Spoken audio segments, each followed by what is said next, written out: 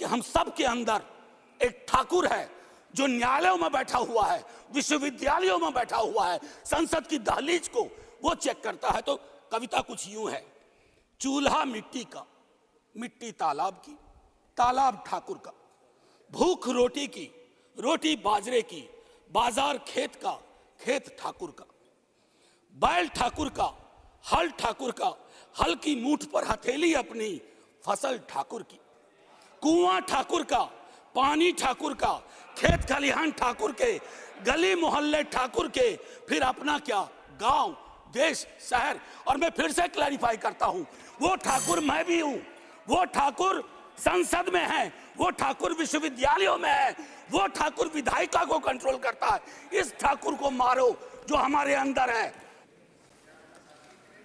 Professor Manoj Jha.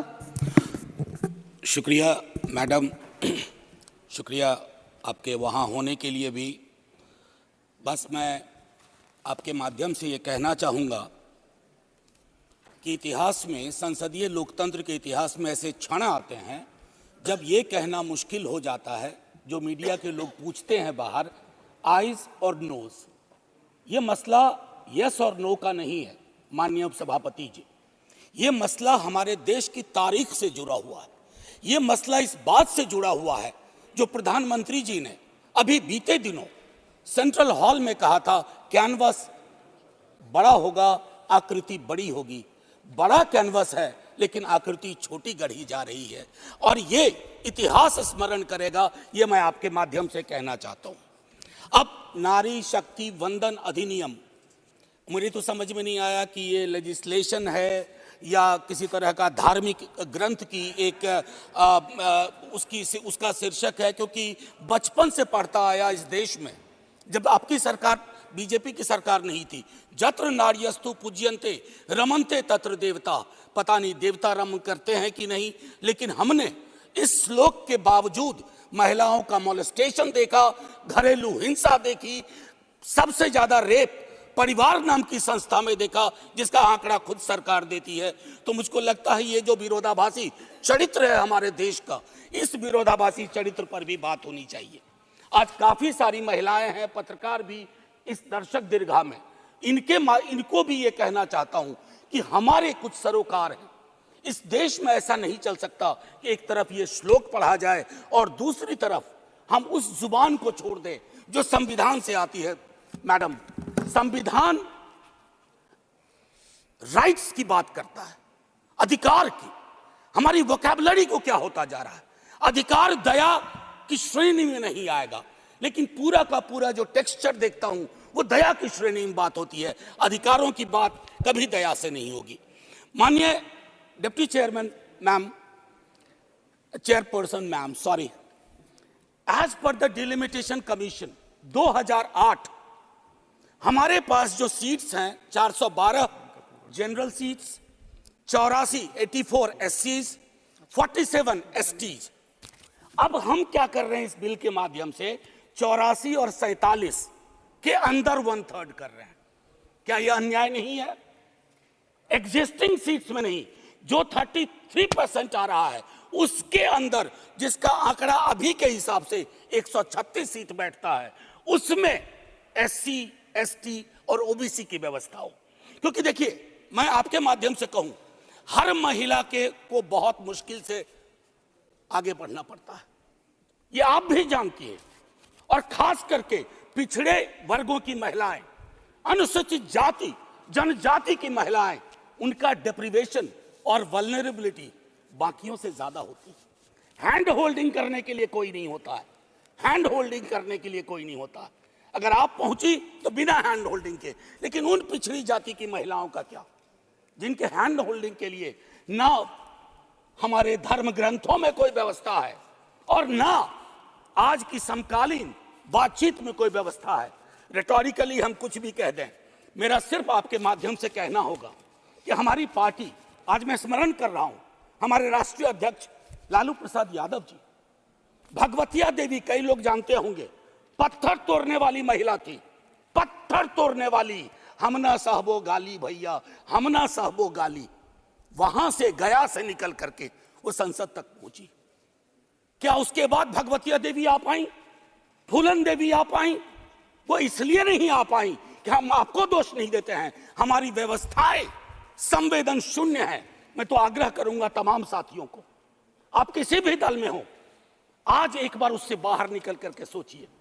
यह ऐतिहासिक क्षण सचमुच ऐतिहासिक होगा अगर हमने आज इतिहास को व्यापक कैनवस पर देखा, जो प्रधानमंत्री जी कहते हैं। और प्रधानमंत्री जी की कथनी और करनी में फासला नहीं होना चाहिए, और यह फासला इसलिए नहीं होना चाहिए कि बड़े दूर फासले पे लोग खड़े हैं, अत्यंत पिछड़ी जातियों के लोग। मैडम, आप अगर आपके माध्यम से मेरी बात पहुंच रही हो तो आज मैं आग्रह करूंगा तमाम साथियों से, चिंता न करिए दलीय व्हिप की। दलीय व्हिप समाज की व्यवस्था पे भारी होना चाहिए, इसलिए मैंने कहा समर्थन विरोध नहीं। आज भी मौका है इसको सेलेक्ट कमेटी में भेज करके एससी एसटी और ओबीसीज को इनकॉर्पोरेट किया जाए। नहीं, आज हम नहीं करेंगे, हम ऐतिहासिक गुनहगार होंगे। मैं यकीन के साथ कहता हूं, बाहर लोग वॉच कर रहे हैं, कहेंगे कि तुमने क्या किया। ये व्यवस्था ऐसे नहीं बदली जाती है। तो मैं आपसे आग्रह करूंगा आपके माध्यम से कि अपने दायरों से अलग होकर के आप जब ओबीसीज की बात करते हैं तो ये रेटोरिक से आगे बढ़ना चाहिए, हमारी चिंताओं में आना चाहिए। ये नहीं होगा कि बाबा साहब भीमराव अंबेडकर को माला भी पहनाए और उनकी बात को आत्मसात न करें। ये जो फर्क हमारे इसमें आ रहा है, इससे कई तरह के विरोधाभास का जन्म हो रहा है। मैडम चेयरपर्सन, मैं आपको कहूं कि कोटा विद इन कोटा की जब हम बात करते हैं तो उसमें एक टर्म आता है जो एक अमेरिकन सिविल राइट एक्टिविस्ट ने 89 में दिया, इंटरसेक्शनैलिटी। अब ये इंटरसेक्शनैलिटी को, चूंकि मैं हिंदी में बोल रहा हूं, आज मैंने सुबह इसका अनुवाद बहुत ढूंढा, उसके अनुवाद में एक अनुवाद आया प्रतिच्छेदन। इंटरसेक्शनैलिटी का मतलब होता है कि हम हर लेयर की एजेंसीज और उसके अंदर की क्या विधाएं हैं, उसके आधार पर अपना चरित्र, अफर्मेटिव एक्शन प्रोग्राम को यह देखना होगा। जो खास करके वंचित समाज की महिलाएं हैं, मैं उनके बारे में कहूं, आपको एक बार अपना नजरिया साफ करना होगा। अगर चश्मा लगाती है सरकार, धूप का चश्मा नहीं, अगर सचमुच का चश्मा लगाती है तो उसके पावर बदलिए, उसको साफ करिए और यह तय करिए कि आज जब हम यहां से उठें तो एक कमिटमेंट दें ओबीसी वर्ग को। और ये मैं बार बार दोहरा रहा हूं कि 33% के को एग्जिस्टिंग में मत इनकॉर्पोरेट कीजिए, इट शुड बी सेपरेट। नई व्यवस्था में नया 33% विदाउट टचिंग एससीज एंड एसटीज, ये करिएगा तो क्रांतिकारी कदम होगा। अक्सर हम लोग अपने प्रिविलेजेस को नहीं देखते हैं। मेरा सरनेम एक प्रिविलेज है, नीरज भाई का सरनेम एक प्रिविलेज है। हमारे सरनेम ने हमें प्रिविलेज दिए हैं। उन सरनेम्स को देखिए जिनके पास ये प्रिविलेज नहीं है। नहीं, ऐसे मैं बहुत अच्छा किया। मैं ये कहना चाह रहा हूं, मैम चेयरपर्सन, मैं ये कहना चाह रहा हूं कि प्रिविलेज का जो व्याकरण है वो खत्म ही नहीं हो रहा है। मैंने पहले भी सदन में कहा था कि इस देश में शायद there is nothing in name but everything is there in the surname. उनके संघर्ष, उनका जीवन कठिन लगातार होता जाता है। और एक ऐतिहासिक तथ्य बताऊं, 31 में बेगम शहनवाज और सरोजनी नायडू ने संविधान बनने से बहुत पूर्व इक्वल रिप्रेजेंटेशन की बात की थी। हम काहे को अटके पड़े हैं 33 पर? मेरी तो समझ में नहीं आ रहा कि 33 के साथ क्या रिश्ता है हमारा। ये 50 क्यों नहीं हो सकता? ये 55 क्यों नहीं हो सकता? आपका पूरा का पूरा वर्ग चरित्र बदल जाएगा। आप नहीं चाहते हैं कि भगवतिया देवी यहां आए? हमेशा एक खास सरनेम, मैं तो बार बार कह रहा हूं कि जो अलग अलग दलों में भी हैं, अगर वो पहुंचे हैं यहां तक अपने संघर्ष से, तो उनको आज ये आवश्यकता है, उनको ये भरोसा दिलाया जाए कि ऐसी कोई चीज आगे नहीं होगी, सबके लिए खुलेगा। आपकी ये जो नई पार्लियामेंट है हमारी, ये रंगीन ज्यादा होगी। इंद्रधनुष में कई रंग होते हैं। हम ये कौन सा बिल ला रहे हैं जिसमें ब्लैक एंड व्हाइट के बाद शेड्स ऑफ ग्रे भी नहीं है? अगर हमारा उद्देश्य डिपेंडिंग ऑफ डेमोक्रेसी है, तो कदम उस दिशा में बढ़ाने होंगे। मैंने पहले भी कहा था कि 2010 में हमारा रिप्रेजेंटेशन देखिए, उसमें हमने SC, ST, OBCs and minorities की बात की थी। और हम इसलिए नहीं कर रहे हैं, हम चाहते हैं कि वर्ग चरित्र बदले, संसद सचमुच में प्रतिनिधित्व की संस्था बने, जिसमें सबके आकार हों, सबकी शक्लें हों। ये ना हो कि एक प्रभुत्व वर्ग का उस पर हमेशा उस पर छाप रहे। अब मैं कहूं कि अभी जातिगत जनगणना कल शाम के बाद, मैम चेयरपर्सन, अब मैं आपका अटेंशन चाहता हूं। कल शाम के बाद इस देश में लोकसभा में बिल पास हुआ, उससे ज्यादा इस बात की चर्चा हो रही है OBCs के साथ नाइंसाफी हुई। इस बात की चर्चा हो रही है कि जातिगत जनगणना पर क्यों ब्लॉक किया जा रहा। और मैं ये कह रहा हूं, हमारे CM नीतीश जी और तेजस्वी जी डिप्टी CM, उन्होंने जातिगत सर्वेक्षण कराया। 28 अगस्त को मेरे पास दोनों एफिडेविट है। पहले एफिडेविट कौन लेके गए? सरकार। तुषार मेहता खड़े होते हैं, सॉलिसिटर जनरल, ये कहते हैं कि state government can not do any activity like census और एक्टिविटी अकिन टू सेंसस।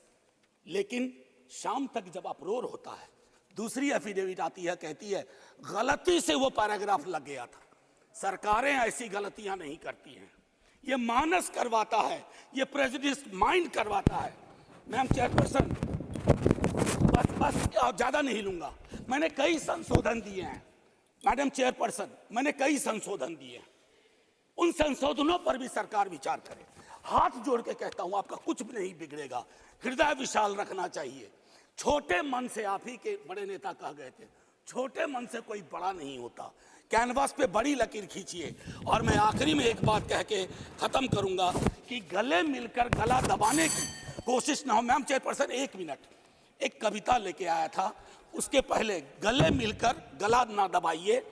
और ये कविता पढ़ के खत्म करूंगा और जय हिंद बोल दूंगा।